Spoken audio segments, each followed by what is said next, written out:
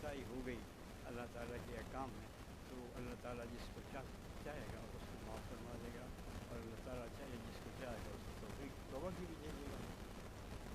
یہ صرف اس لیے ہے کہ انسان جو ہے وہ یہ سمجھے کہ میں اول اور بنیاد جو ہے وہ سب سے زیادہ یہ ہے کہ اللہ تعالیٰ کے سوا کسی کو شریک نہیں، باقی اگر کوئی غلطی ہوتی ہے تو وہ اللہ تعالیٰ جو ہے وہ معاف کرنے والے ہیں، وہ بخش دیتے ہیں۔ پھر تیسری چیز یہ ہے کہ جو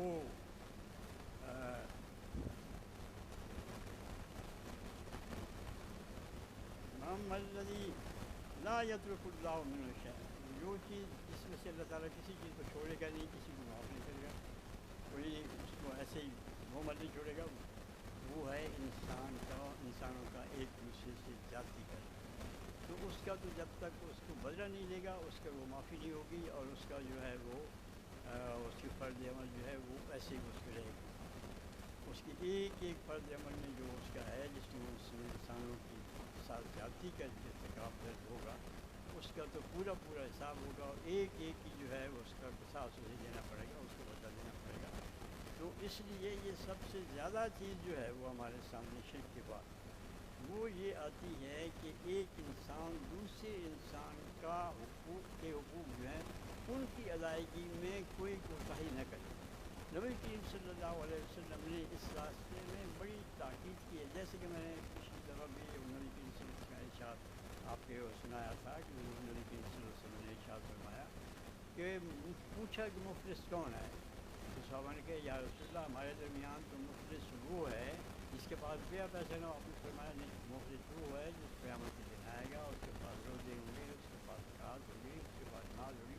نیکیوں کے بعد اس کے پاس ہوں گے، لیکن اس نے کسی کو دکھ دیا ہوگا، کسی کا گالی دی ہوگی، کسی کا خون بہایا ہوگا، کسی کو تھپڑ مارا ہوگا، وہ لوگ آئیں گے اور ان کو جو ہے اس کی جو زیادتی اس کی ہوگی ان کے بارے میں ان کو نیکیاں دی جائیں گی، اگر اس کی نیکیاں ختم کی جائیں گی تو ان کے جو گناہ ہوں گے اس پر ڈالے جائیں گے۔ تو مفلس اس دنیا کا مفلس نہیں ہے جس کے پاس پیسہ نہیں ہے، مفلس جو ہے جو اس دنیا میں تو اس کی تجوریاں بھری ہوئی ہوں گی لیکن اس دنیا میں اس کے پاس کچھ نہیں ہوگا۔ آپ قیامت کے روز جو ہے وہ تو ایسی ہے کہ قرآن مجید میں ابھی ہم پہلے پڑھتے رہے ہیں، لا پڑھی جاتی ہے، اس میں یہ ہے کہ یوم یفر المرء من اخیہ وامہ وابیہ وصاحبتہ لکل امرئ یومئذ شأن یغنیہ۔ یہاں تو ہم یہ ہے کہ اگر کسی کا قرض دینا ہو تو اس سے مہلت مانگ لیتے ہیں، کوئی سفارشی لے آتے ہیں، قصے بنا لیتے ہیں۔ وہاں تو یہ ہے کہ جن لوگوں سے آج ہم آ کے اپنے بیٹوں سے، اپنے بھائیوں سے، اپنی بیویوں سے، اپنی اولاد سے اور دوستوں سے جسے ہم توقع رکھتے ہیں کہ وہ اس میں ہمارے وقت آئیں گے اور ہماری ضرورت پورا کریں گے، جو ہمارے پھر مروں اس دن تو بھائی جو ہے اپنے بھائی سے بھاگے گا، صاحبت اپنی بیوی سے اور اپنے بیٹوں سے بھاگے گا، بیٹوں میں سب سے زیادہ۔ تو ہر شخص کو اپنی پڑی ہوگی، وہ کسی دوسرے کے کام آئے گا،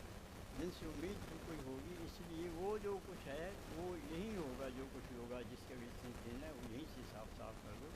اگلی دنیا میں تو کوئی کسی آدمی کے لیے کوئی کام نہیں آ سکے گا۔ پھر دوسری جگہ یہ ارشاد میں ہے یود المجرم لو یفتدی من عذاب یومئذ ببنیہ۔ ایک تو یہ ہے، ایک آدمی یہ فرمایا کہ بھاگے گا اس سے، ہم بھائی سے بھائی بھاگے گا، اور بیوی نہیں کوئی وہ بھی بھاگے گی، اور بیٹے بھی دور کریں گے کہ ہم کیا کر سکتے ہیں، ہمارے اوپر کوئی بوجھ نہیں لا دے۔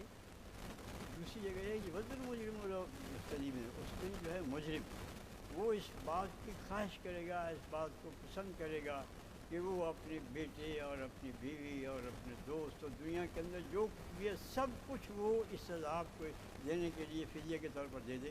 اور اس کے عذاب سے جو ہے وہ رہائی ہو جائے، لیکن کوئی چیز بھی اس کے کام نہیں آئے گی، کہاں آئے گی کام؟